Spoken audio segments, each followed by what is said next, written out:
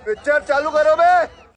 गृह मंत्री महोदय श्री अमित शाह जी के नाक के नीचे पूरा मणिपुर जल गया, दिल्ली में दंगे हुए, पहलगाम में हमला हुआ और आज भी वे उसी पद पर बैठे हैं। क्यों?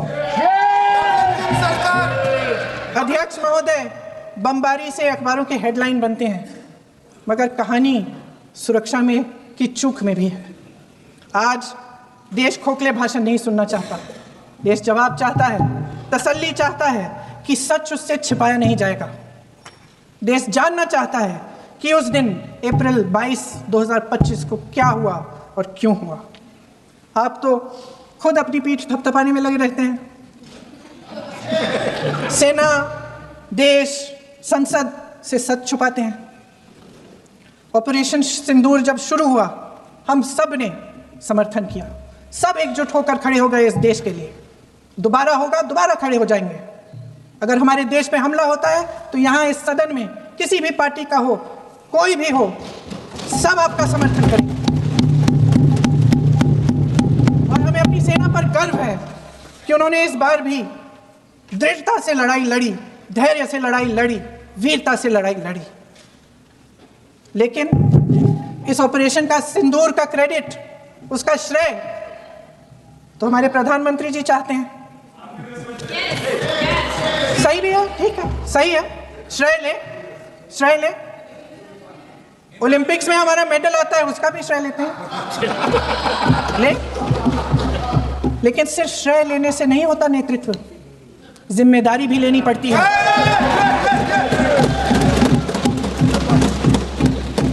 देश के इतिहास में यह पहली बार हुआ कि जंग होते होते ही रुक गई है जी। और इस रुकावट का ऐलान हमारी सरकार, हमारी सेना नहीं करती, अमेरिका के प्रेसिडेंट करते हैं, अमेरिका के राष्ट्रपति करते हैं। ये हमारे प्रधानमंत्री महोदय की गैर जिम्मेदारी का सबसे बड़ा प्रतीक है।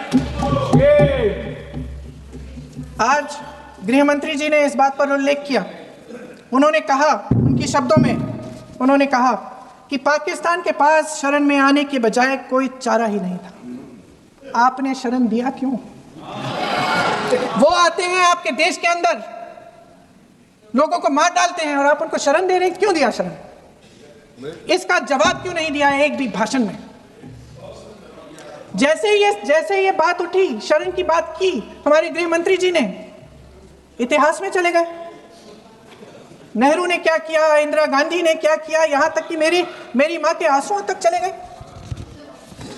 लेकिन इस सवाल का जवाब नहीं दिया कि ये सीज फायर हुआ क्यों, ये जंग रुका क्यों, और तब क्यों रुका जब दुश्मन के पास कोई चारा नहीं था हमारे श्रेय में आने के बजाय। क्यों रुका ये जंग? इसका जवाब नहीं दिया। मान्यवर लोग कल सवाल उठा रहे थे कि इतनी अच्छी पोजीशन में थे, आपने युद्ध क्यों नहीं किया? युद्ध के कई परिणाम होते हैं मान्यवर, करना न करना वो सोचकर करना पड़ता है। मगर मैं इसी देश के इतिहास से कुछ घटनाएं बताना। 1948 में मान्यवर कश्मीर में हमारी सेनाएं निर्णायक बढ़त पर थी। सरदार पटेल ना बोलते रहे, जवाहरलाल नेहरू जी ने एक तरफा युद्ध विराम कर दिया। और मान्यवर मैं बड़ी जिम्मेदारी के साथ कहता हूं, मैं इतिहास का विद्यार्थी हूं। पाक ऑक्यूपाई कश्मीर का अगर अस्तित्व है तो जवाहरलाल नेहरू जी की यह युद्ध विराम के कारण है। इसका जिम्मेदार जवाहरलाल नेहरू है। मान्यवर 1960 में सरदार पटेल ने विरोध किया था, गाड़ी लेकर आकाशवाणी तक गए थे, घोषणा न करते दरवाजे बंद कर दिए थे। मान्यवर 1960 में सिंधु जल पर भौगोलिक व रणनीतिक रूप से हम बड़े मजबूत थे और उन्होंने सिंधु समझौता क्या किया? 80% भारत का पानी पाकिस्तान को दे दिया। मान्यवर 62 के लड़ाई की बात मैं बाद में करूं। 65 की लड़ाई में हाजीपीर जैसे स्ट्रेटेजिक जगह पर हमने कब्जा किया था, 66 में उसको लौटा दिया गया।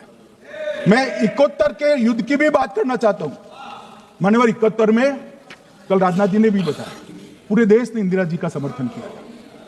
उन्होंने पाकिस्तान के 2 टुकड़े कर दिए। बहुत बड़ी विजय थी भारत की, और सदियों तक भारत इस विजय पर गर्व करेगा। हम सब भी करते हैं, हमें कोई आपत्ति नहीं। मगर हुआ क्या मान्यवर, युद्ध की विजय की चकाचौंध में क्या हुआ? 93,000 युद्ध बंदी हमारे पास थे, 93,000, और 15,000 वर्ग किलोमीटर क्षेत्र पाकिस्तान का हमारे पास था। 93,000 युद्ध बंदी, उस वक्त की पाकिस्तान की सेना का 42%, और 15,000 वर्ग किलोमीटर क्षेत्र। मगर शिमला में समझौता हुआ, पाक ऑक्यूपाई कश्मीर मांगना ही भूल गए। अगर उस वक्त पाक ऑक्यूपाई कश्मीर मांग लेते, न रहेगा बांस, न बजती बांसुरी। ये कैंप तोड़ने की जरूरत न पड़ती साहब आपको, हमको। मान्यवर, इतना ही नहीं, पाक ऑक्यूपाई कश्मीर तो नहीं लिया, मांगना ही भूल गए, 15,000 वर्ग किलोमीटर की जीती हुई भूमि भी वापस दे दी। तय हुआ था पाकिस्तानी नरसंहार के लिए युद्ध अपराध न्यायाधिकरण बनेगा, नहीं बना। सेना ने पूर्वी पाकिस्तान में नरसंहार किया था, 195 पाकिस्तानी अधिकारियों पर मुकदमा चढ़ना था। भुट्टो अपने साथ इंदिरा जी के सामने से छुड़ा कर ले गए। जनरल मानेकशॉ का एक कोट अनकोट कहता हूं, जनरल मानेकशॉ का, जो एक प्रकार से आर्किटेक्ट माने जाते हैं बांग्लादेश विजय के। मजा आया, और मैं ये जो मजा है हिंदुस्तान के हर व्यक्ति को देना चाहता हूं।